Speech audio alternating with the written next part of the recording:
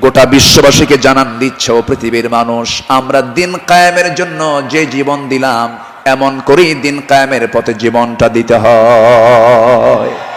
জোরে বলি সুবহানাল্লাহ, আরো জোরে বলি সুবহানাল্লাহ, আরো জোরে বলি সুবহানাল্লাহ। একটু জিকির করি লা ইলাহা,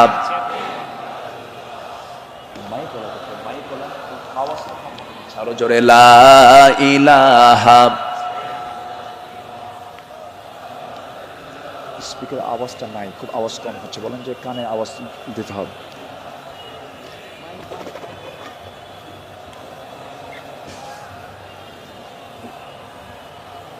আওয়াজটা বাড়াও, আওয়াজটা দাও, আওয়াজ কমে গেছে। আরো জোরে লা ইলাহা, আরো জোরে লা ইলাহা, লা ইলাহা, লা ইলাহা ইল্লাল্লাহু মুহাম্মাদুর রাসূলুল্লাহ সাল্লাল্লাহু আলাইহি ওয়াসাল্লাম। আমার বন্ধুগণ, আমার নবীজি আল্লাহর পথে যত হাজারো বিপদ এসেছে, বিনম্র চিত্তে অটুট আনুগত্য আমার নবীজি আল্লাহর করেছেন। তার বড় একটা প্রমাণ হলো, একটু শুনুন, কান লাগায়া কথাগুলো শুনেছি, বারবার শোনার প্রয়োজন আছে। নবীজি তার জীবনের সবচাইতে বেশি মার খেয়েছেন দুই জায়গায়, একটা হলো তায়েফের ময়দান, আরেকটা হচ্ছে উহুদের ময়দান। তায়েফের ময়দানের আঘাতটা আমার নবীজির যে পরিমাণ লেগেছিল, মাথা থেকে পা পর্যন্ত ক্ষত বিক্ষত হয়ে পড়েছিল, এমন কোন জায়গা নাই যে জায়গায় নবীজির দাগ ছিল না। উহুদের ময়দানে তিনি দাঁত হারিয়েছেন। খন্দকের পরীক্ষা খনন করতে গিয়ে তিনি তার কোমর হারিয়েছেন। যখন পরীক্ষা খনন করতে গেছেন, 4 দিনের না খাওয়া রাসূল পরীক্ষা খনন করতে গিয়ে ওই যে কোমর কুঁজো হয়ে গিয়েছিল, মৃত্যুর দিন পর্যন্ত আমার নবীজি কোমর সোজা করে দাঁড়াতে পারেন নাই। এত বড় কঠিন মুসিবতের সম্মুখীন আমার নবীজি হয়েছেন। সবচেয়ে কঠিন টাইম চলে গেছে হলো তায়েফের ময়দানে। বুক ভরা আশা নিয়ে কালেমার দাওয়াত দিতে গেছেন, কিন্তু সেই জায়গায় গিয়ে আমার নবীজি ফুল পেয়েছেন না পাথর পেয়েছেন? ফুল পেয়েছেন না পাথর পেয়েছেন? পাথর পেয়েছেন। কিন্তু আমার নবীজি রক্তাক্ত অবস্থায় পড়ে থাকলেন।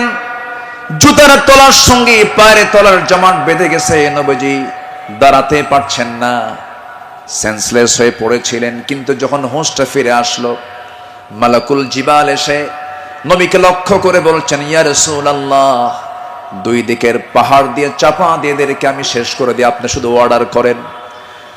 জবাবে আমার রাসূল বললেন, লা বাল আরজু আন ইউখরিজাল্লাহ মিন আসলাবিহিম মান ইয়াবুদুল্লাহ ওয়াহদাহু লা ইউশরিকা বিহি শাইআন। সহিহ মুসলিমের হাদিস এসেছে, রাসূল বললেন, না না ও ফেরেশতা, এদেরকে চাপা দিয়ে মেরো না।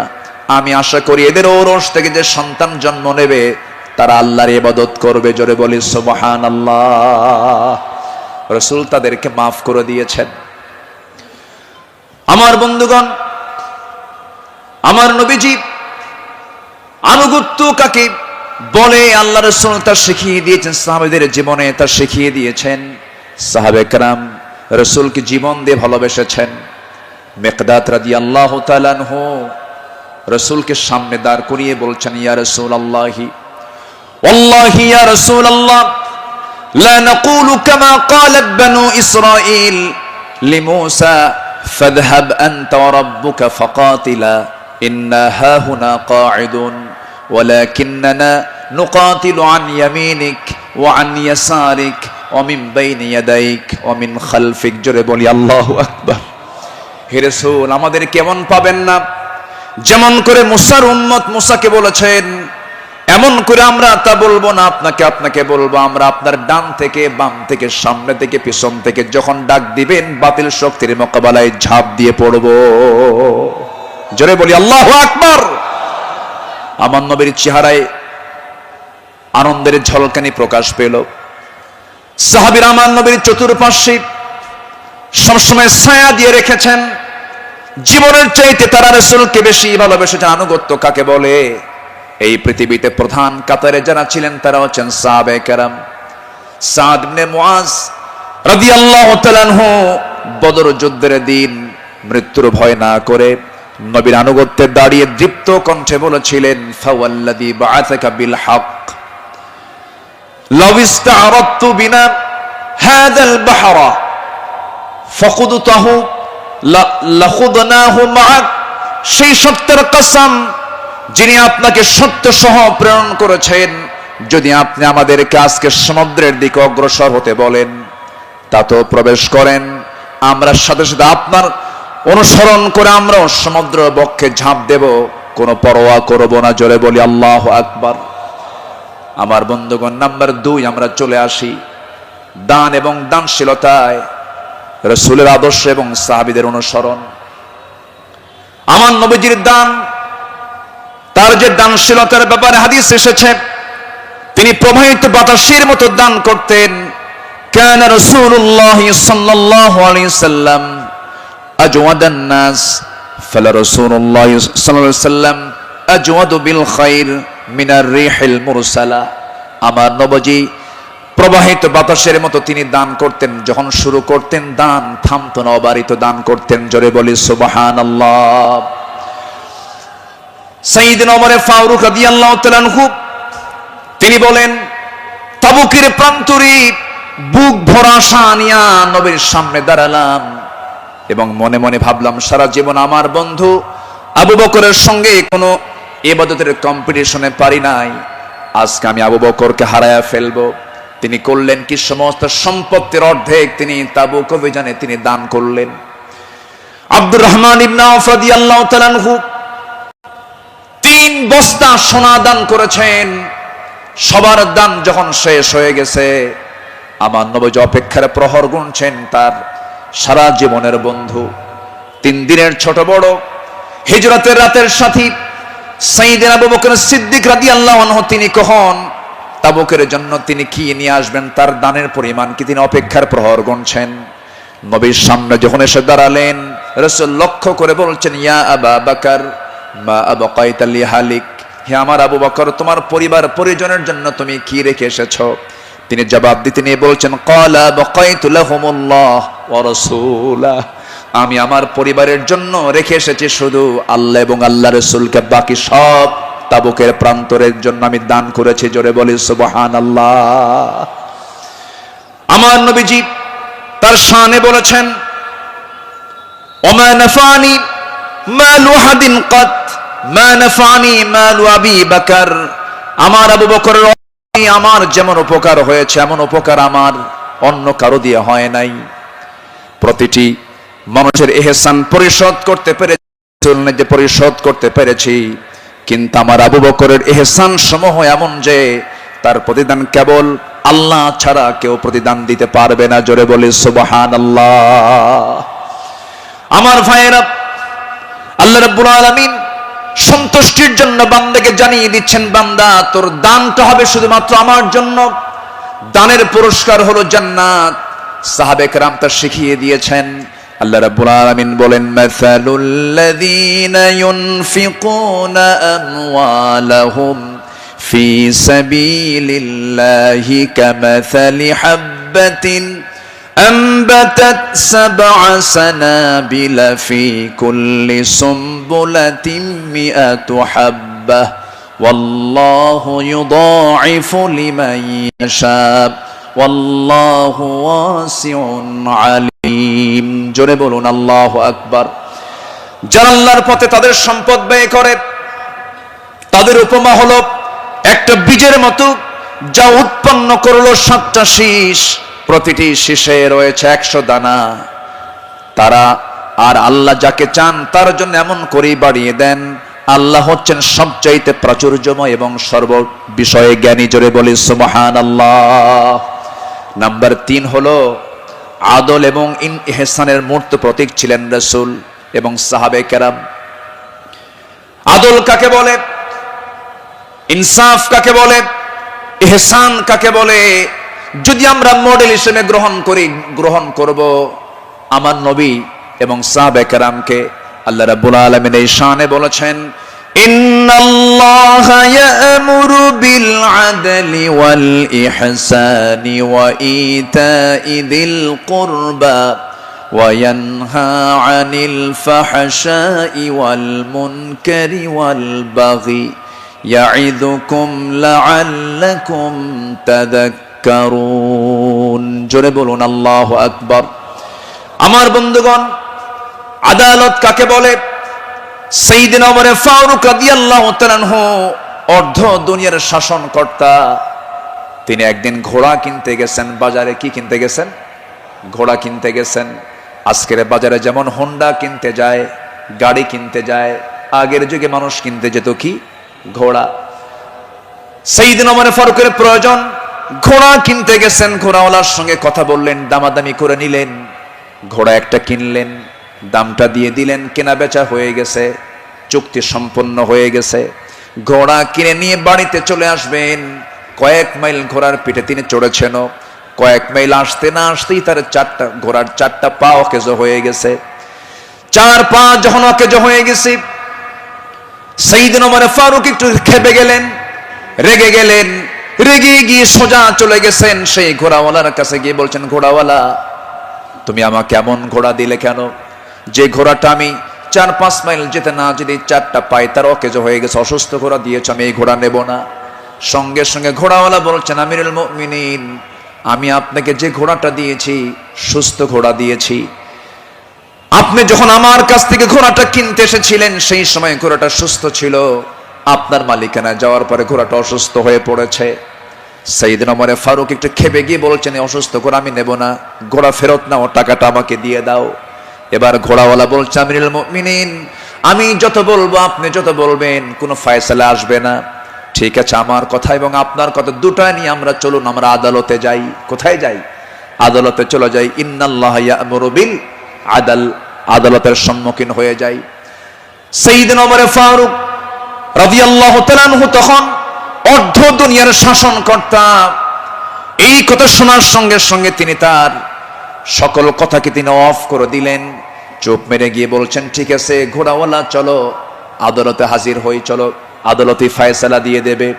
চিন্তা করে দেখুন, অর্ধ দুনিয়ার শাসনকর্তা ওমর ফারুক সামান্য এক ঘোড়াওয়ালা মামলা দিচ্ছে, সেই মামলায় তিনি হাজির হচ্ছেন। চলে গেলেন আদালতে। আদালত চত্বরে গিয়ে যখন হাজির হলেন, বিচারালয়ের চেয়ারে বসা একজন কাজী যখন সাইয়েদনা ওমর ফারুককে দেখেছেন, দেখা মাত্রই তিনি দাঁড় হয়ে বলছেন, আমিরুল মুমিনিন, আপনি কেন আদালতে, কি হয়েছে? তিনি এবার বলছেন, বিচারপতি, আমি ঘোড়া কিনতে গেছি, ঘোড়া সে আমাকে অসুস্থ ঘোড়া দিয়েছে, আমি এই ঘোড়া নেব না, সেজন্য বিচার আদালত পর্যন্ত গড়িয়েছে, কি করা যায়? কাজী সুরাই ইবনুল হারিস আল কিন্দি রাহিমাহুল্লাহ সেই বিচারপতির নাম।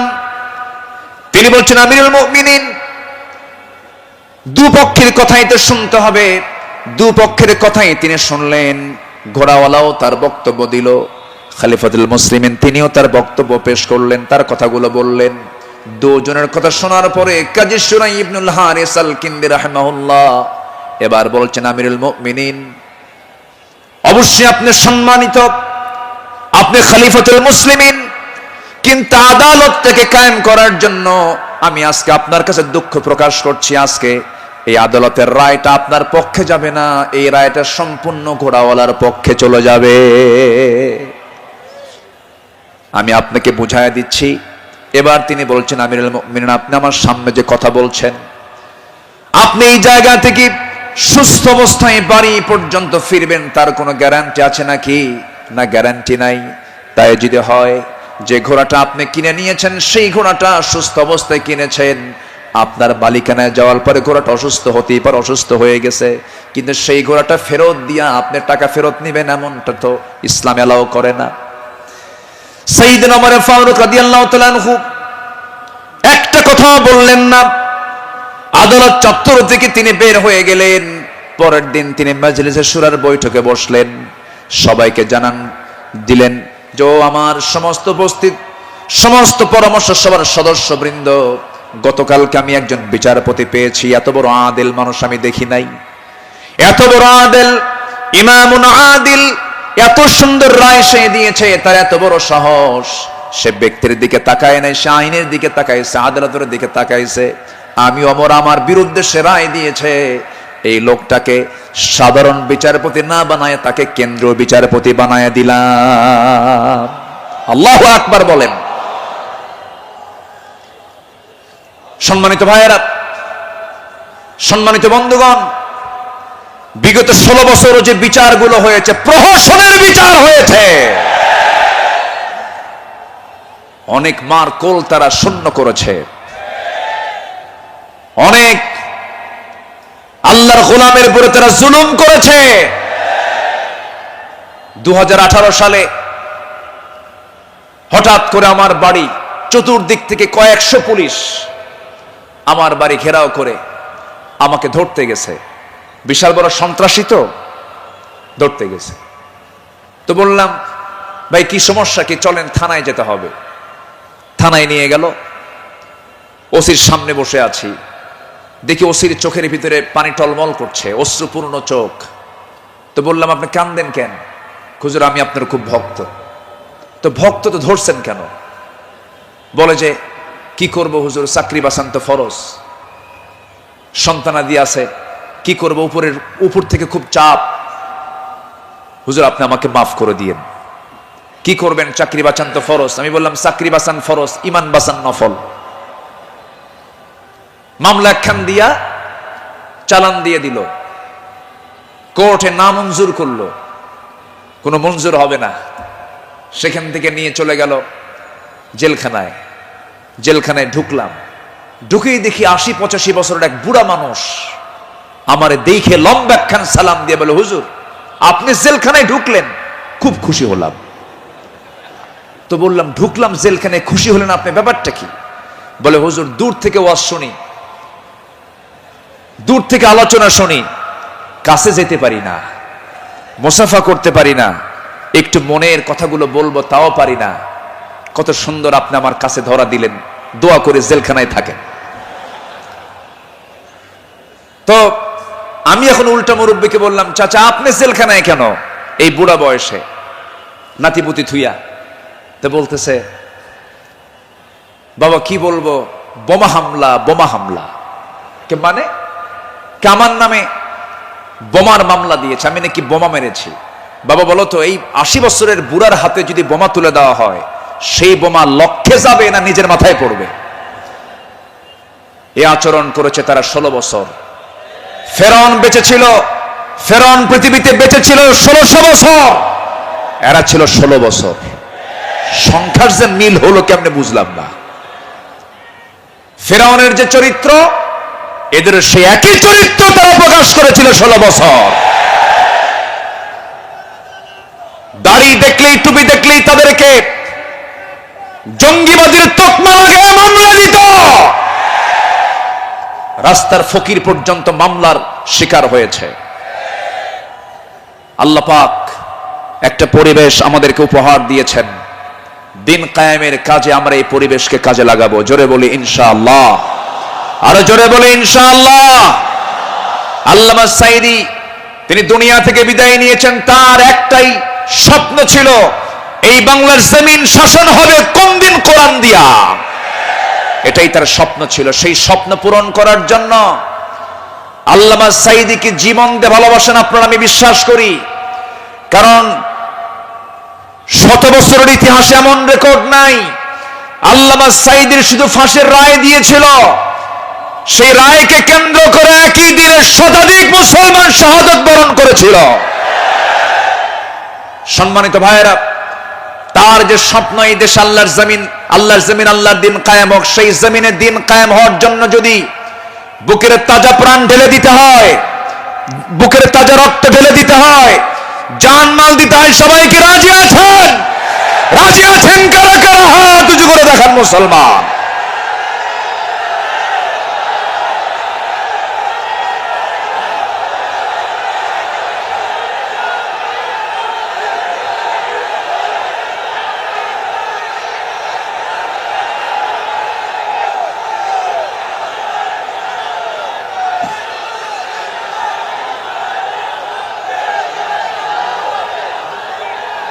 আল্লাহ কবুল করুন, জোরে বলি আমিন, আরো জোরে আমিন।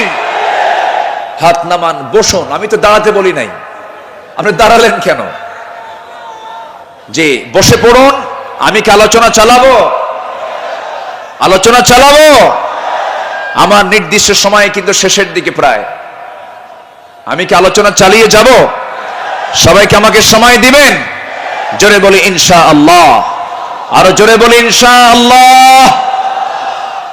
সম্মানিত ভাইয়েরা, তাদের আদালতটা কি ছিল? সাইয়েদনা ওমর ফারুক রাদিয়াল্লাহু তাআলা আনহু একদিন কোন এক বাজার দিয়ে যাচ্ছিলেন।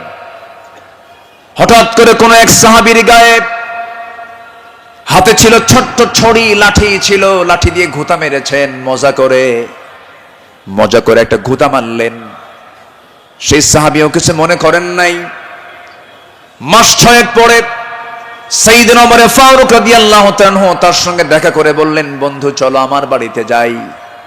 বাড়িতে নিয়ে গেলেন, হাতটা ধরে ক্ষমা চেয়ে বললেন, শোনো আমার ভাইজান, অমুক দিন তোমার শরীরে একটু মজা করে একটু তরবারি কি বলে হাতের ছড়ি দিয়ে লাঠি দিয়ে একটু আঘাত করেছিলাম, কষ্ট পেলে আমাকে মাফ করে দিও। এই যে তোমার হাতে 600 দিরহাম দিয়ে দিলাম, তুমি আল্লাহর ঘর কাবা জিয়ারা করে আসবে। জবাবে সেই সাহাবী বলছেন, আমিরুল মুমিনিন, আপনি আমাকে যে আঘাত করেছেন এটা তো আমার মনেই নাই। সাইয়েদনা ওমর ফারুক বললেন, ও আমার ভাই, আমি যে তোমাকে মৃদু আঘাত করেছি, এটা যদি তুমি কিয়ামতের দিন আমার বিরুদ্ধে যদি আল্লাহর কাছে যদি আদালতে মামলা দিয়ে দাও, আমি জামিন পাবো না। এই জন্য আজকে দুনিয়াতেই তোমার কাছ থেকে আমি মাফ চেয়ে নিলাম। জোরে কোন সুবহানাল্লাহ। সাইয়েদনা ওমর ফারুক রাদিয়াল্লাহু তাআলা আনহু এক বোতল মধু এনেছেন, রাষ্ট্রের মধু। সেই মধুগুলো নিয়ে এসে বাড়িতে স্ত্রীর সামনে দাঁড়িয়ে বলছেন, স্ত্রী, মধুগুলো আনলাম। এই মধু শুধু আমাদের ঘরের জন্য নয়, আমার প্রতিবেশী আরো 4 ঘর সহ আমার ঘর মোট 5টা ভাগ হবে। তোমাকে দায়িত্ব দিলাম, এই মধুটা ভাগ কর। স্ত্রীকে মধুর বোতল আমি নেই নাই, আমি নিয়েছি এই কারণটা হলো, এই যে মধু তুমি যখন ভাগ করতে যাবে, যদিও সমান ভাগে ভাগ করবে, কিন্তু মধু হলো তরল জিনিস। এই তরল মধু ভাগ করতে নিয়ে তোমার হাতে যতটুকুন মধু লেগে যাবে, ফোঁটা হোক 2 ফোঁটা হোক এতটুকুন মধু আমাদের ভাগে বেশি আসুক, এটা চাই নাই। মনে করে মধুভাগের দায়িত্ব আমি অন্যের কাঁধে চাপাই। বলি আল্লাহু আকবার। ইন্নাল্লাহা ইয়া'মুরু বিল আদল ওয়াল ইহসান। আল্লাহু আকবার বলি। নাম্বার 4 হলো 10টা পয়েন্ট, একটু কান লাগান, খরগোশের মতো কানটা একটু খাড়া করে মনোযোগ দিয়ে সবাই মনোযোগ দিয়ে শুনুন। নাম্বার 4 হলো কাতারে থেকেও নিরহংকার হয়ে অসহায় সাধারণের সাথে মিশে যাওয়া সাহাবে কেরামদের বৈশিষ্ট্য ছিল, আমার নবীর বৈশিষ্ট্য ছিল। আল্লাহ রাব্বুল আলামিন অর্ডার করেছেন, ওয়াখফিদ জানাহাকা লিমান ইত্তাবা'আকা মিনাল মুমিনিন। সূরা শুআরা 215 নম্বর আয়াত। মুমিনদের মধ্যে যারা তোমার অনুসরণ করে তাদের প্রতি তোমার বাহুকে অবনত করো, তুমি সুন্দর করে তাদের পাশে দাঁড়িয়ে যাও, দিলটা নরম করে তাদের সঙ্গে কথা বলো। জোরে বলি সুবহানাল্লাহ। আমার বন্ধুগণ, এই ব্যাপারে আমার নবী সবার আগে তিনি এগিয়ে এসেছেন। ঈদের দিন আমার নবীজি দেখেন জীর্ণ পোশাকের ছোট্ট একটা বাচ্চা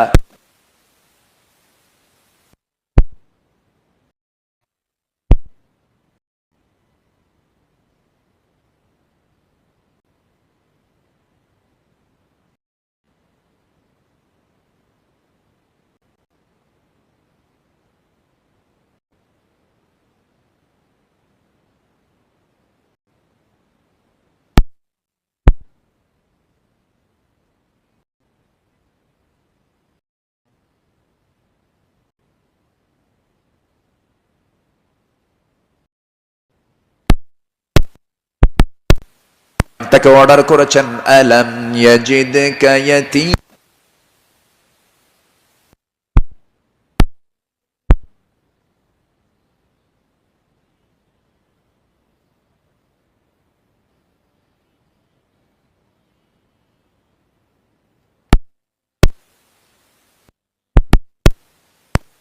ফালা তানহার وأما بنعمة ربك فحدث। আমার বন্ধুগণ, সাইয়েদনা আবু বকর সিদ্দিক রাদিয়াল্লাহু আনহুর খেলাফত আমল চলছিল। সাইয়েদনা আবু বকর রাদিয়াল্লাহু তাআলা আনহু সেই সময় যখন খেলাফত পেলেন, নতুন যখন তিনি দায়িত্ব পেলেন, খেলাফত গ্রহণ যখন তিনি করলেন, নতুন খলিফা হয়েছেন, এই খেলাফতের সংবাদ পেয়ে অনেকে আনন্দ প্রকাশ করছে। সুন্দর একজন খলিফা আমরা পেয়েছি। কিন্তু ওই মদিনার ছোট্ট একটা গ্রামের একজন মহিলা অঝরে ঝাড়ায় কাঁদতেছে, কান্নায় সে ভেঙ্গে পড়ছে। সবাই বলল, মহিলা তুমি কান্দো কেন? ও নারী তুমি কান্দো কেন? ও মহিলা তুমি কান্দো কেন? কান্নার হেতুটা কি? সঙ্গে সঙ্গে মহিলা বলতেছে, কান্নার কারণ হলো এমন একজন ব্যক্তি খেলাফতের দায়িত্ব পেয়েছে যে লোকটা আমার বাড়ির প্রত্যেকদিন ছাগলটা দহন করে যেত, ছাগলের দুধটা দহন করত। আজকে সে খেলাফতের দায়িত্ব পেল, কিন্তু আমার এই ছাগলের দুধটা দহন করার মতো লোক আর আমি পাবো না, এই জন্য আমি কান্দি। ওই মহিলার কান্না যখন সাইয়েদনা আবু বকরের কানে যখন সংবাদটা চলে গেছে, ওই মহিলার সামনে দাঁড়িয়ে বলছেন, মহিলা কেঁদো না, আমি খলিফার দায়িত্ব পেয়েছি, খেলাফতের দায়িত্ব পেয়েছি বলে তোমার দায়িত্ব আমি পালন করব না, ভুল কথা। আমার দায়িত্ব এটাও রয়ে যাবে, আমার খেলাফতের দায়িত্ব রয়ে যাবে। জোরে বলেন সুবহানাল্লাহ। ইবনে আসাকার বলেন, সিরাত গ্রন্থে এসেছে, সাইয়েদনা আবু বকর সিদ্দিক রাদিয়াল্লাহু তাআলা আনহু নাম ছিল, একটা পল্লী ছিল, ছোট্ট একটা মহল্লা ছিল। ওই মহল্লার প্রত্যেক ঘরে ঘরে গিয়ে সাইয়েদনা আবু বকর প্রত্যেক ঘরের ছাগলগুলোর দুধ তিনি দহন করে দিয়ে আসতেন। জোরে বলেন সুবহানাল্লাহ। আরো জোরে বলে সুবহানাল্লাহ। শ্রেষ্ঠত্বের কাতারে থেকেও নিরহংকারী হয়ে তারা জনগণের খাদেম ছিলেন, জনগণের খেদমত তারা করেছেন। রাতের বেলা একদিন তিনি খালি পায়ে হাঁটতেছেন। কি পায়ে বলেন? খালি পায়ে হাঁটতেছেন। সাইয়েদনা ওমর ফারুক দেখে বলছেন, আমিরুল মুমিনিন, আপনি খালি পায়ে হাঁটেন কেন? পাথরের আঘাতে আপনার চামড়া ফেটে তো রক্ত বের হয়ে যাবে, আপনি আহত হয়ে পড়বেন, রক্তাক্ত হয়ে যাবেন। তিনি বলছেন, ভাই ওমর, এই রাতের গভীর রাত্রিতে, গভীর নিশীথে আমি যদি জুতা পায়ে হাঁটতে যাই, পাথরের সাথে জুতার একটা আঘাত লাগবে, একটা শব্দ সৃষ্টি হয়ে যাবে। এই শব্দে যদি আমার নাগরিকের যদি ঘুমের ব্যাঘাত হয়, কিয়ামতের দিন আমাকে তার জন্য আসামির কাঠ গড়ায় দাঁড়াতে হবে। জোরে বলি আল্লাহু আকবার। ঢাকা থেকে নেতা আসিতেছেন চট্টগ্রাম, ঢাকা চট্টগ্রামের রোড 4 ঘন্টা বন্ধ। এমন নেতৃত্ব আমরা চাই না।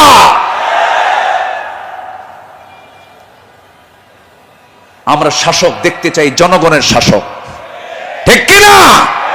আমরা কিসের শাসক দেখতে চাই? যাকে দেখলে ওমরের কথা মনে হবে, যাকে দেখলে আবু বকরের কথা মনে হবে, যাকে দেখলে ওসমানের কথা মনে হবে। একটা ওমর আল্লাহ পাক তুমি বাংলার জমিনে দিয়ে দাও। জোরে বলি আল্লাহুম্মা আমিন।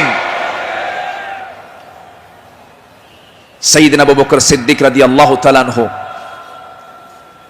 খেলাফত মানে কি? একটা দেশের তিনি রাষ্ট্রপ্রধান। রাতের বেলা তিনি চলে গেছেন হলো প্রতিবেশীর ঘরে। কোন প্রতিবেশী? যে প্রতিবেশীর স্বামী নাই, ছেলে নাই, মেয়ে নাই। যেই মহিলার তিনি খেদমত করতে গেছেন তার চোখটাও নাই। বয়োবৃদ্ধ জ্ঞান বৃদ্ধ একজন নারী, সচেতন একজন নারী। তিনি তার খেদমত করার জন্য খেলাফতের দায়িত্ব পাওয়ার পরও তিনি চলে গেছেন। দরজায় নক করেছেন, খেদমত করলেন, বের হয়ে আসছেন। পরের রাত্রিতে সাইয়েদনা ওমর ফারুক রাদিয়াল্লাহু আনহু তিনি ভাবলেন, আমার ভাই আবু বকর তো খেলাফতের দায়িত্ব পেয়েছেন, উনি কি খেদমত করতে পারছেন কিনা জানি না। উনি চলে গেছেন খেদমত করার জন্য। দরজায় তিনি নক করেছেন, বুড়িমা, আপনার খেদমতের জন্য আমি এসেছি, আমি ওমর আসছি। কে প্রয়োজন নেই। কেন? কিছুক্ষণ আগে একজন খেদমত করে চলে গেছে। উনি ভাবলেন যে খেদমতটা কে করতে পারে। পরপর তিনি 3 রাত ওই বুড়ি মহিলার ঘরের পাশে গিয়ে আড়ালে তিনি দাঁড়ালেন, খুঁজে পাচ্ছেন না, কখন ঢোকে তাও টের পাওয়া যায় না। তৃতীয় রাত্রিতে তিনি বুঝতে পারলেন একটা মানুষ খালি পায়ে ভিতরে ঢুকলো, কিন্তু অন্ধকার তো দেখতে পান নাই। ভিতরে ঢুকে খেদমত করে বের হতে নিলেই পিছন দিক থেকে ওমর ফারুক তার হাত চেপে ধরেছেন। চেপে ধরে দেখেন কেউ না, খলিফা আবু বকর সিদ্দিক রাদিয়াল্লাহু তাআলা আনহু। তিনি বললেন, আমিরুল মুমিনিন, একটা রাষ্ট্র পরিচালনা করতে নিয়ে কত পরিশ্রম করতে হয়। রাতের বেলা বিশ্রামের প্রয়োজন হয়, দিনের বেলাও পরিশ্রম করেন, রাতের বেলা এমনটা করলে আপনি অসুস্থ হয়ে পড়বেন, অন্তত আমাদের কিছু খেদমতের জন্য আমাদের কিছু কাজ রেখে দেন। তিনি বলছেন, ভাই ওমর, হাসরের ময়দানে আমার আমলনামা তোমার পিঠে যাবে না, আমার কাজ আমাকে করতে দাও। মৃত্যুর দিন পর্যন্ত তিনি ওই মহিলার খেদমত করে তিনি দুনিয়া থেকে বিদায় নিয়েছেন।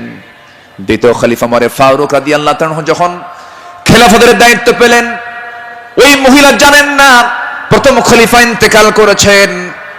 খেলাফতের দায়িত্ব যেদিন পেয়েছেন সেই দিনই রাত্রেবেলায় ওমর ফারুক তিনি চলে গেছেন মহিলার ঘরে, দরজায় নক করে ভিতরে ঢুকেছেন।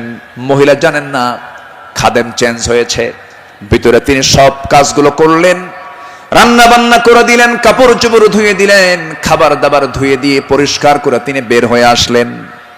মহিলা অন্ধ মানুষ, বসেছেন খাবার খেতে, সামনে খেজুর নিয়ে যখন বসেছেন, খেজুর একটা মুখে নেওয়া মাত্রই দাঁতের নিচে যখন খেজুরের বিচি যখন পড়ে গেছে, সঙ্গে সঙ্গে মহিলা বলতেছেন ইন্না লিল্লাহ। তিনি চোখের পানি ফেলে দিয়া কেঁদে কেঁদে বলতেছেন, বুঝতে পেরেছি আমার আসল খাদেম আবু বকর আর দুনিয়াতে নাই। আমার আবু বকর যখন আমার খেদমত করতে আসতো, যখন সে খেজুরগুলো আমাকে ধুয়ে দিত, শুধু খেজুর শুধু ধুয়েই দিত না, খেজুরগুলো ধুয়ে ভিতরের যে বিচিগুলো আছে বিচিগুলো সরায় আমার সামনে রেখে দিত, যেন আমার খেতে কোনো কষ্ট না হয়। জোরে বলে সুবহানাল্লাহ, আর জোরে বলে সুবহানাল্লাহ। শাসক ছিলেন, শাসকের কাতারে থেকেও তারা নিরহংকারী হয়ে জনগণের সেবা করেছেন। আল্লাহু আকবার বলেন। সাইয়েদনা ওমর ফারুক রাদিয়াল্লাহু তাআলা আনহু তিনি যেদিন শাসনভার তার কাছে আসে, তার কাঁধে যখন আসে, সেই দিন থেকে নিয়ে শুরু করে মৃত্যুর দিন পর্যন্ত কোন রাত তার পিঠটা তার বিছানার সঙ্গে লাগাতে দেননি। দিন দিন শুকায় যাচ্ছিলেন। বলা হলো, আপনি শুকায় যাচ্ছেন কেন? তিনি বললেন কেঁদে কেঁদে, তোমরা আমাকে এমন দায়িত্ব দিয়েছো যে দায়িত্ব আমাকে স্বাস্থ্যহীন বানিয়ে দিয়েছে। পরকালীন জবাবদিহিতার অনুভূতি ছাড়া একটা শাসক কখনো ভালো হতে পারে না। আসতে বলবেন না, জোরে বলুন ঠিক কিনা? অতএব সেই গদির সমস্যার সমাধানের জন্য আমরা চাই যোগ্য, সৎ, আল্লাহওয়ালা, কোরআন প্রেমিক একজন শাসক আমরা চাই। আল্লাহ কবুল করুন, আল্লাহ কবুল করুন। এই কথাটা কেন বললাম? কারণ এখন যে সরকারটা আছে এটা কি স্থায়ী না অস্থায়ী? এজন্য আলোচনার মধ্যে এই ফাঁকে এই কথাটা একটু বলে ফেললাম। সম্মানিত ভাইয়েরা, আমার সময় তো ফুরে যাচ্ছে, আমাকে শেষ করতে হবে। শেষ কি করে দেব? আলোচনা চলুক, হুজুর মরুক। জি, জোরে বলি ইনশাআল্লাহ। জি, আল্লাহ কবুল করুন, জোরে বলি আমিন।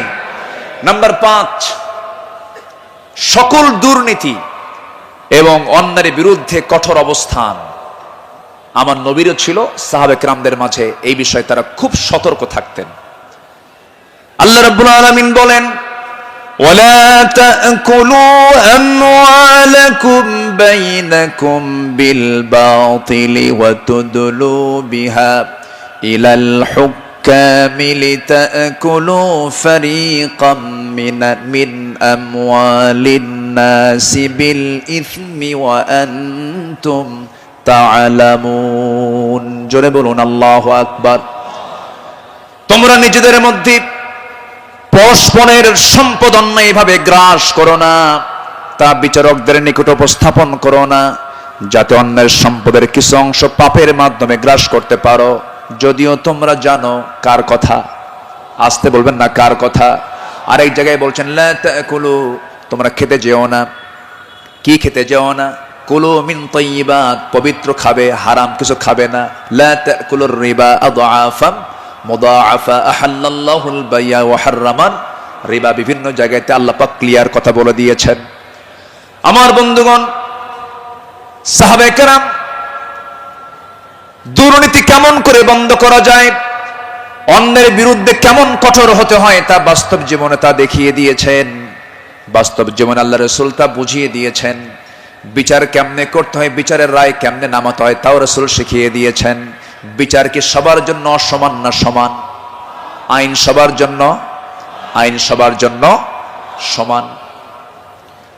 আমার নবীজি বসে আছেন, একটা বিচার আসলো, এক সম্ভ্রান্ত পরিবারের মহিলা কন্যা সন্তান চুরি করে ধরা পড়েছে। রাসূল বললেন কোনো কথা নাই, হাত কাটো, হাত কেটে ফেলো। রাসূল অর্ডার দিলেন, আমার নবীর উপরে কথা বলার কোনো সাহস কারো নাই। ওই সম্ভ্রান্ত পরিবারের লোকজন এসে সাইয়েদনা ওমর ফারুককে বিভিন্ন কিছু বুঝায়া দিয়ে বলছেন, আপনি যদি রাসূলকে সুপারিশ করেন হয়তো রাসূল শুনতে পারেন। সাইয়েদনা ওমর ফারুক এসে আমার নবীর সামনে দাঁড়িয়ে বলছেন, ইয়া রাসূলুল্লাহ, যে মহিলার হাত কাটার অর্ডার দেওয়া হয়েছে সে তো সম্ভ্রান্ত পরিবারের, দেখুন তো কিছু করা যায় নাকি। আমার নবীজি সেই সময় আল্লাহর কসম করে বলেন, আল্লাহি, হে আমার ওমর, আল্লাহর কসম করে বললি, আল্লাহর কসম করে বলছি, এই চুরিটা যদি ওই সম্ভ্রান্ত পরিবারের মেয়ে ফাতিমা না হয়ে যদি কলিজার টুকরা মেয়ে আমার ফাতিমা বিনতে মুহাম্মদ হতো, যদি এটা প্রমাণ হয়ে যেত, লাকাতাতু ইয়াদাহা, আমি রাসূল নিজে তার হাতটা ধরে কেটে দিতাম। আল্লাহু আকবার। দুর্নীতির কোনো সুযোগ সেই সমাজে ছিল না, কারণ যারা বিচার করেছেন তারা ছিলেন হলো সৎ বিচারক। আমরা সৎ শাসক, সৎ বিচারক দেখতে চাই। আর সৎ শাসক এবং সৎ বিচারক সৃষ্টি তখনই হতে পারে যারা কোরআন সমাজে চায়। যারা সমাজে কি চায়? কোরআন চায়। সাইয়েদনা ওমর ফারুক রাদিয়াল্লাহু তাআলা আনহু, যে সময় তিনি খলিফাতুল মুসলিমিন, ইরাকের গভর্নর ছিলেন হলো আবু মুসা আশআরী রাদিয়াল্লাহু তাআলা আনহু। তিনি করলেন কি, তিনি একদিন মদিনায় এসে সাইয়েদনা ওমর ফারুক রাদিয়াল্লাহু আনহুর জন্য এবং তার স্ত্রী আতিকা রাদিয়াল্লাহু আনহার জন্য কিছু কাপড় চোপড় উপঢৌকন স্বরূপ নিয়ে আসলেন।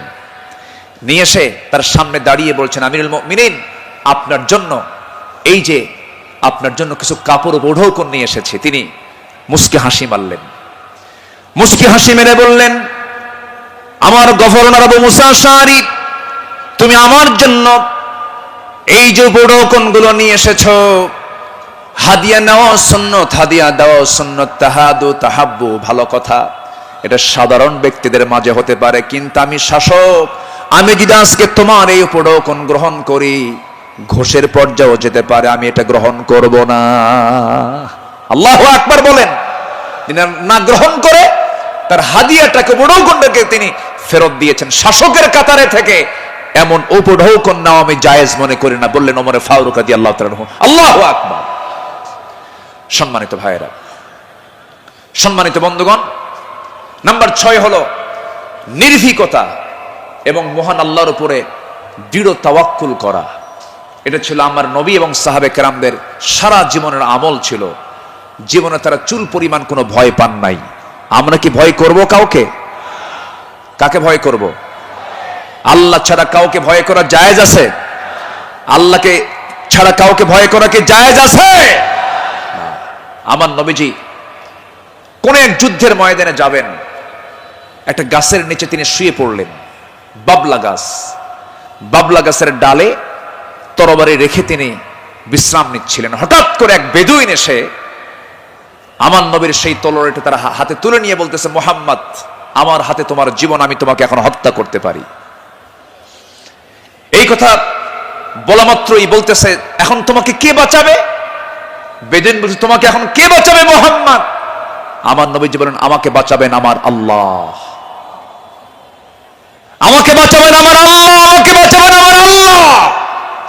3 বার রাসূল যখন বললেন, ওই বেদুইনের হাত থেকে তরবারি থরথর থরথর করে পড়ে গেল।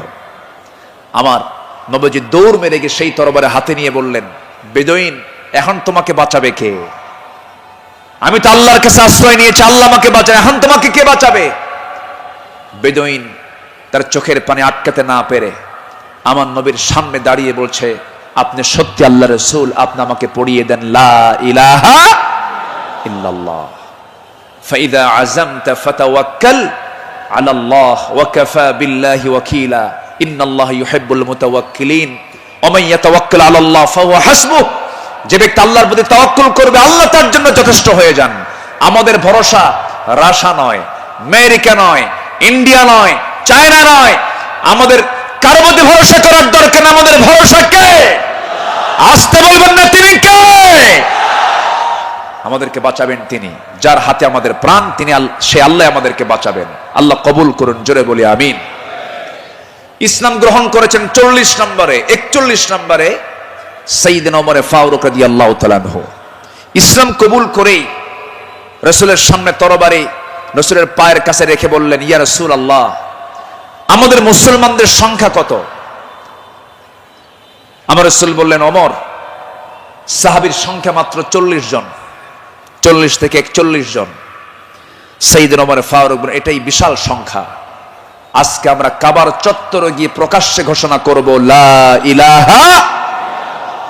কোন সাহাবী বললেন? বলেন বলেন, কোন সাহাবী? আজকে তো এক সাহাবীর ইতিহাসটা একটু বেশি টানলাম, প্রসঙ্গটা চলে আসলো।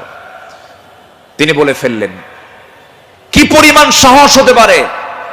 সাহসের পিরামিড সাইয়েদনা ওমর ফারুক দিয়ে প্রকাশ্য রূপে সামনে ঘোষণা করলেন, কে আছো? আমার সামনে আসো, লা ইলাহা। তরবারি হাতে দৃপ্ত পদক্ষেপে আল্লাহু আকবার ধ্বনিতে মুখরিত করে আকাশ বাতাস সামনের দিকে যেতে লাগলেন। আবু জেহেল হতভম্ব হলো। আবু জেহেল মনে মনে ভাবলো, পাঠালাম কি জন্য, আর হয়ে গেল কি?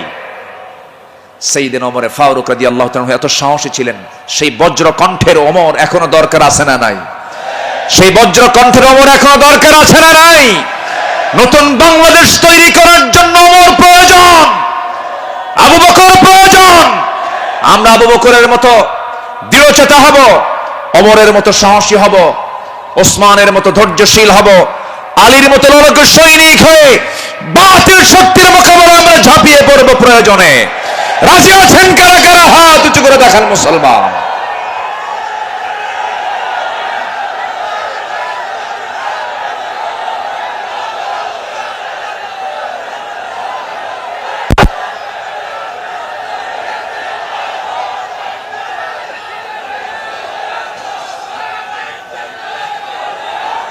আল্লাহ কবুল করুন, জোরে বলে আমিন, আরো জোরে আমিন।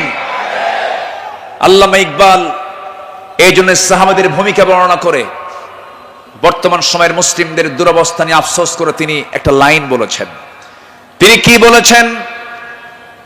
সফহা ওয়ারসে বাতিল কো মিটায়া কিসনে, নোয়ে ইনসা কো গোলামি সে ছড়াইয়া কিসনে, मेरे काबे को जमीनों से बचाया किसने, मेरे कुरान को सीनों से लगाया किसने, थे तू अबाओ तुम्हारे ही मगर तुम क्या हो, हद पर हद दहरे मुंतजरे फरदा हो।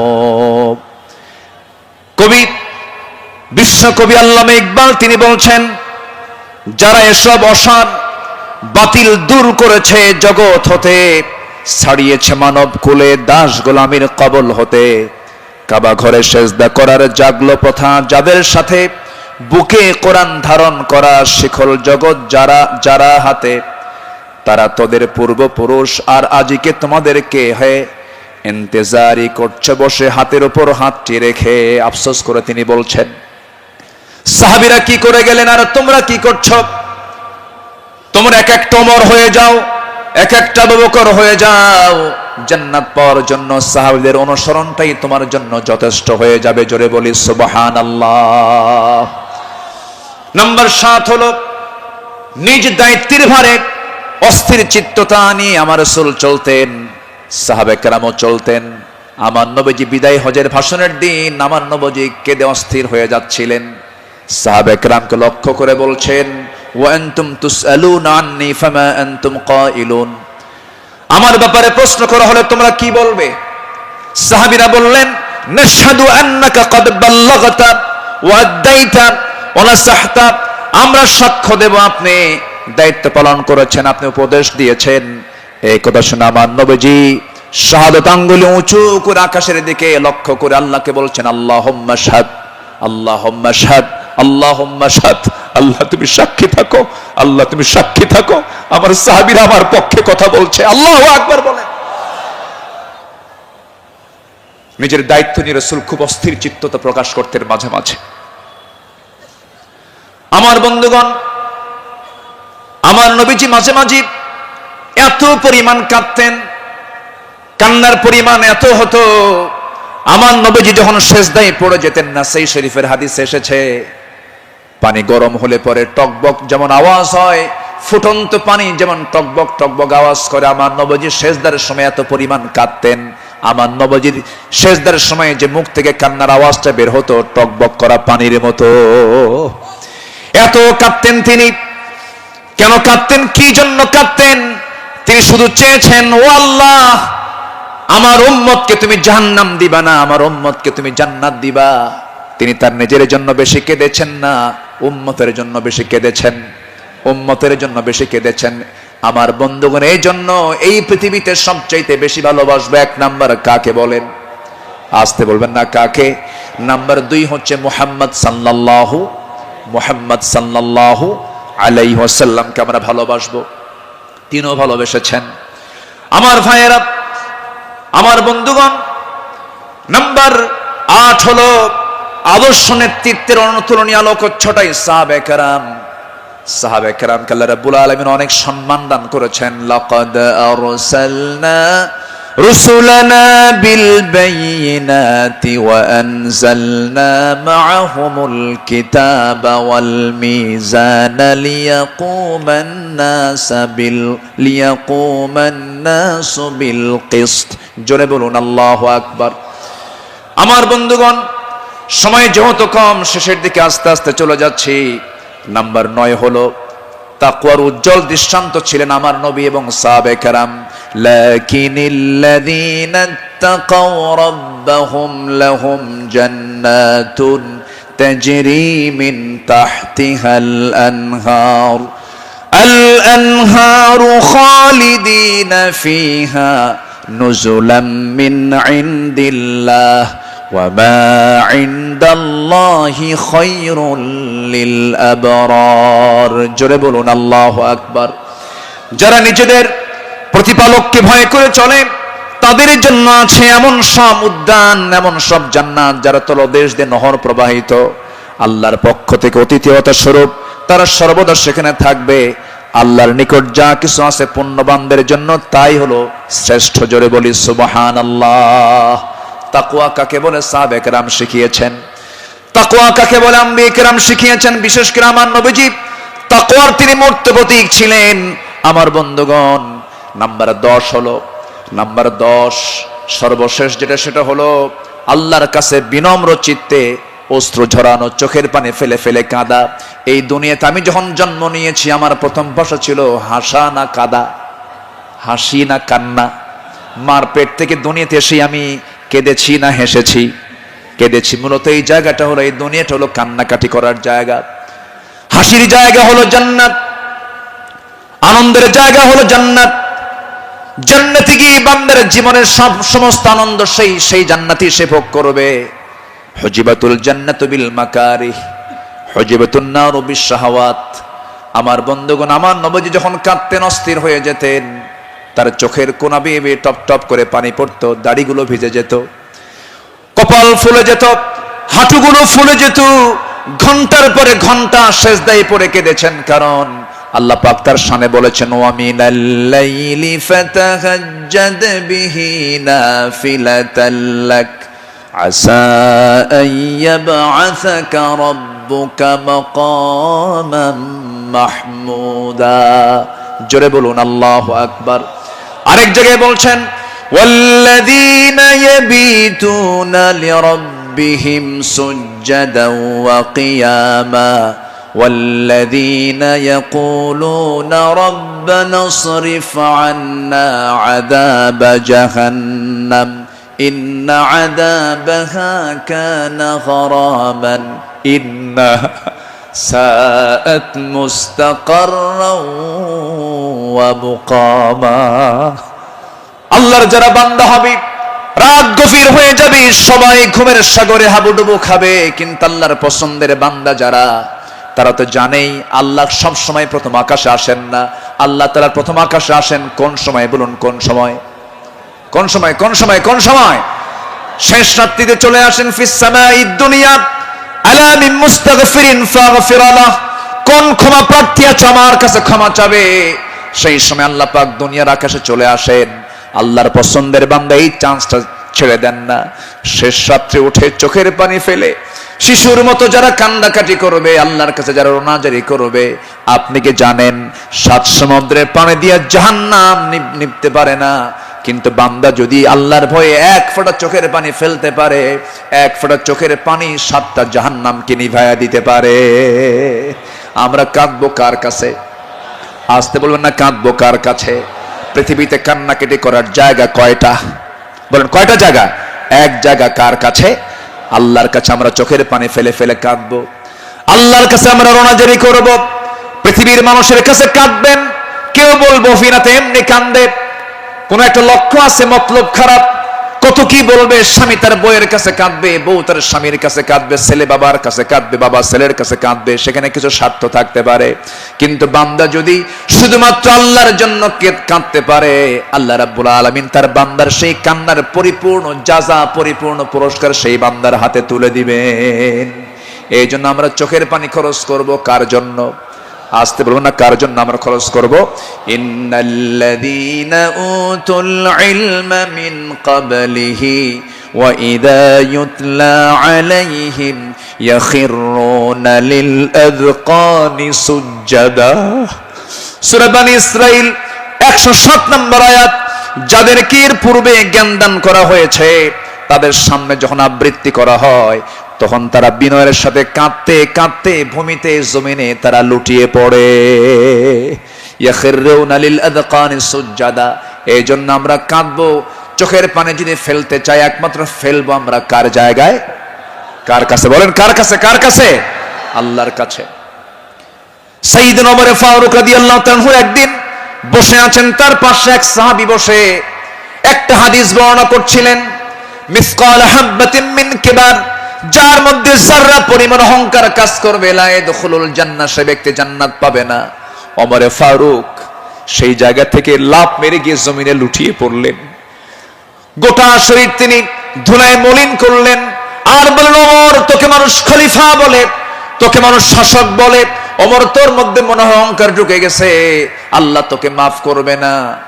আকাশের দিকে দুটো হাত তুলে আফসোস করে বলছেন, আকাশের মালিক আল্লাহ, তুমি যদি গোটা দুনিয়ার সমস্ত মানুষকে তুমি যদি জান্নাত দিয়ে দাও, আর একজন ব্যক্তিকে যদি জাহান্নাম দিয়ে দাও, আমার মনে হয় আমি ওমর সে একজন ব্যক্তি, জাহান্নাম আমি যাব মনে হয় আমার সে আমল নাই, আল্লাহ আমাকে মাফ করে দিও, আল্লাহ আমাকে ক্ষমা করে দিও। এরকম করে তারা আল্লাহর সামনে চোখের পানি ফেলে ফেলে কেঁদেছেন। একজন সাহাবীর কাছে মুনাফিকের তালিকা ছিল, সেই সাহাবীর কাছে মাঝে মাঝে ওমর ফারুক যেতেন, গিয়ে বলতেন, ভাই ওমর, দেখো তো মুনাফিকের তালিকার মধ্যে আমি ওমর, আমার নামটা আছে নাকি? আমার নামটা আছে নাকি? সাহাবী বলতেন, ভাই ওমর, আপনার নাম থাকবে কেন? আপনি তো জান্নাহ, ওমর ফিল জান্নাহ। তিনি উত্তরে বলতেন, ভাই রে, আমার মন বলছে কেন যেন মনে হয় আমি কি মুনাফিকের কাতারে চলে গেলাম কিনা। কি চিন্তা তাদের মধ্যে কাজ করতো, কার ভয়, কার ভয়, কার ভয়? আসতে বলবেন না, কার ভয়? সবাই কি তাহাজ্জুদের নামাজ পড়তে রাজি আছেন? 5 ওয়াক্ত নামাজ পড়ার দরকার নাই? হ্যাঁ, কি দরকার আছে কিনা বলেন? তাহলে 5 ওয়াক্ত নামাজও পড়বো, এবং স্পেশাল অফার, ওই সময় চোখের পানি ফেললে বান্দার কোনো দোয়া মিস হয় না। সেটা হচ্ছে কি?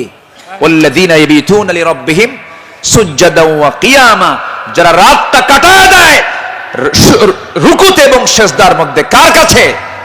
5 ওয়াক্ত নামাজ পড়বেন কারা কারা? একটা হাত উঁচু করে দেখান তো, বলি দেখি, জোরে বলি ইয়া আল্লাহ, আরো জোরে ইয়া আল্লাহ। আমাদেরকে 5 ওয়াক্ত সালাত আদায় করার তৌফিক তুমি আল্লাহ দিয়ে দাও। জোরে বলি আমিন, আরো জোরে আমিন, আরো জোরে আমিন। হাত নামান। আসুন, যেহেতু আজকে প্রথম রজনী, আগামীকালকেও মাহফিল আছে, সবাই আসবেন কিনা? আমরা এই 5 দিন নিয়মিত মাহফিল আসবো। জোরে বলি ইনশাআল্লাহ। এই মাহফিল চট্টগ্রামবাসীর জন্য একটা বড় নিয়ামত। আল্লাহ তুমি এই মাহফিলকে কবুল করো। জোরে বলি আল্লাহুম্মা আমিন। আমরা আর সময় ক্ষেপণ করব না, যেহেতু আগামীকালকেও এখানে মাহফিল আছে, পরশু আছে, তারপরের দিন আছে। প্রত্যেক দিন নতুন নতুন মেহমান এবার সিলেকশন হয়েছে। কুল্লু জাদিদুন লাযীযুন, আসবেন, এক একটা ফুলের এক একটা ঘ্রাণ আপনারা নেবেন ইনশাআল্লাহ। আল্লাহ পাক এই মাহফিলকে কবুল করুন, এই মাহফিলের কমিটির বৃন্দের সকল খেদমতকে আল্লাহ পাক কবুল করুন। অধ্যক্ষ মোহাম্মদ তাহের সাহেব আমার বাম পাশে বসা, আল্লাহ তুমি তার সকল খেদমতকে তুমি আল্লাহ কবুল করে নাও।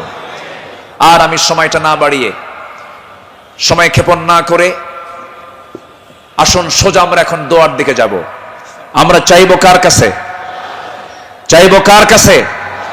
সবাই একটু তাশাহুদের সুরতে বসে পড়ি, একটু বিনয়ী হয়ে আমরা আল্লাহর কাছে চাবো, আল্লাহ যেন আমাদের জিন্দেগীর সকল গুনাহগুলোকে মাফ করে দেন। সবাই বলে সুবহানাকাল্লাহুম্মা ওয়া বিহামদিকা আশহাদু আল্লা ইলাহা ইল্লা আনতা আস্তাগফিরুকা ওয়া আতুবু ইলাইকা। চিৎকার মেরে বলি, ইয়া আল্লাহ, আমার জীবনের সাগীরা কবীরা, ছোট বড় সব গুনাহ তুমি আল্লাহ। জোরে বলুন, ইয়া রাব্বাল আলামিন।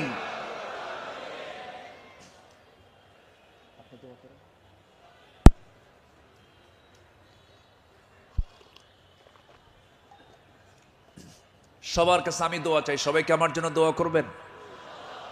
আমিও দোয়া করি আপনার জন্য, আল্লাহ যেন আমাদের এই সম্পর্ক যেন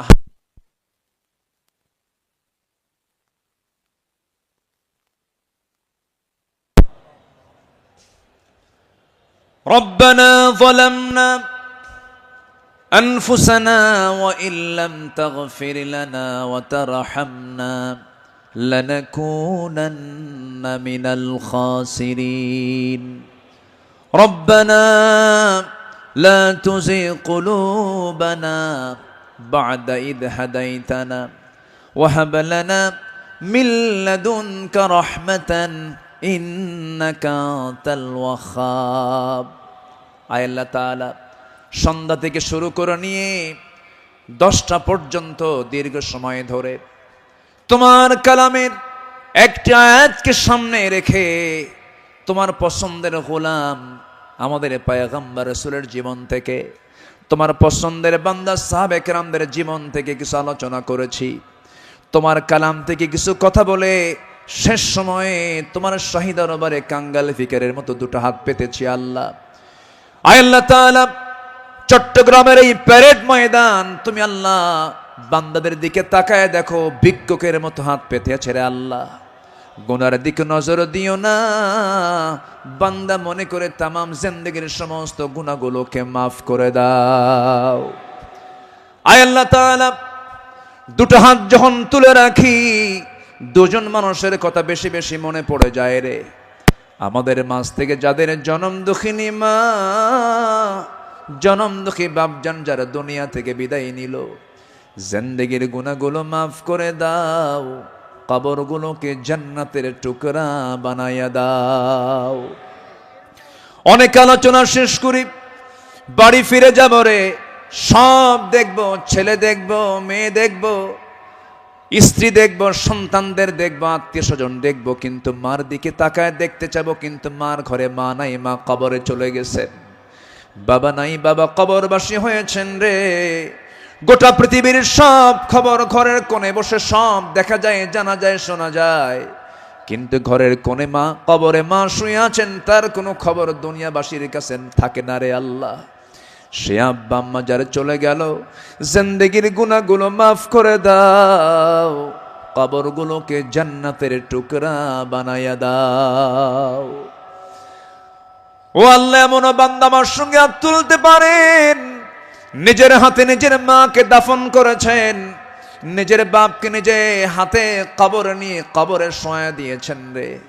সে আব্বা আম্মা যারা চলে গেছে, কবরের সমস্ত আযাবকে মাফ করে দিয়া কবরগুলোকে জান্নাতের বাগান বানায়া দাও।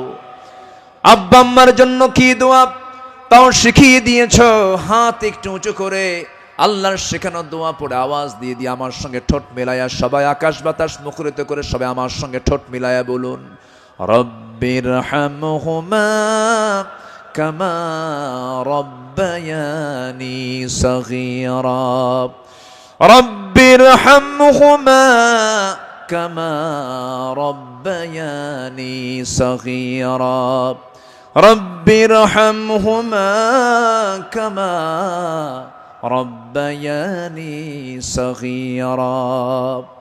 আয় আল্লাহ তাআলা, বিশেষ করে এই মাহফিলের আয়োজন যারা করলেন, শোনার জন্য দূর দূরান্ত থেকে যারা আসলেন, বিনিময়ে কিয়ামতের কঠিন ময়দান, যেদিন কেউ কাউকে চিনবে না, এমনকি মা সন্তানকে পর্যন্ত স্বীকার করে বসবে, যেদিন মানুষ কাঁদতে কাঁদতে চোখের পানিগুলো ফুরে যাবে, চোখ থেকে রক্ত বের হওয়া শুরু হয়ে যাবে, সেই কঠিন মুসিবতের দিন এ মাহফিল সবার জন্য নাজাতের মাধ্যম তুমি আল্লাহ বানায়া দিও।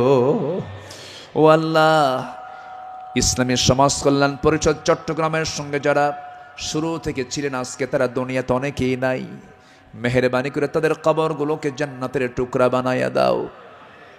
আয় আল্লাহ তাআলা, তোমার বান্দাগুলো দুটি হাত ভিক্ষুকের মতো পেতে আছে, তুমি আল্লাহ ভালো করে জানো, তুমি তো অন্তর্যামী আল্লাহ, তোমার বান্দাদের মনের বাসনা কি তুমি আল্লাহ ভালো করে জানো, যার যা চাওয়া তুমি আল্লাহ পাওয়া করে দিও, রোগাক্রান্ত থেকে রোগ মুক্ত করো, ঋণগ্রস্ত থেকে ঋণ মুক্ত হওয়ার তৌফিক দিয়া দাও, ব্যবসায়ী ঘাটতি ব্যবসায়ী তুমি আল্লাহ বরকত দিয়া দাও, পরিবারে অশান্তি তুমি আল্লাহ শান্তি দিয়া দাও, যার যে সমস্যাগুলো আছে মেহেরবানি করে তুমি আল্লাহ সমাধান করে দাও। লা তাদা লানা যামবান ইল্লা গফরতাহ ওয়ালা হাম্মান ইল্লা ফাররাজতাহ ওয়ালা দাইনান ইল্লা কাদাইতাহ ওয়ালা মারিদান ইল্লা শাফাইতাহ ওয়ালা হাজাতাম মিন হাওয়াইজিদ দুনিয়া ওয়াল আখিরাহ। আয় আল্লাহ তাআলা, এমন সময় হাত তুলেছি 180 কোটি মুসলমানের দুনিয়ায় মুসলমানদের পায়ের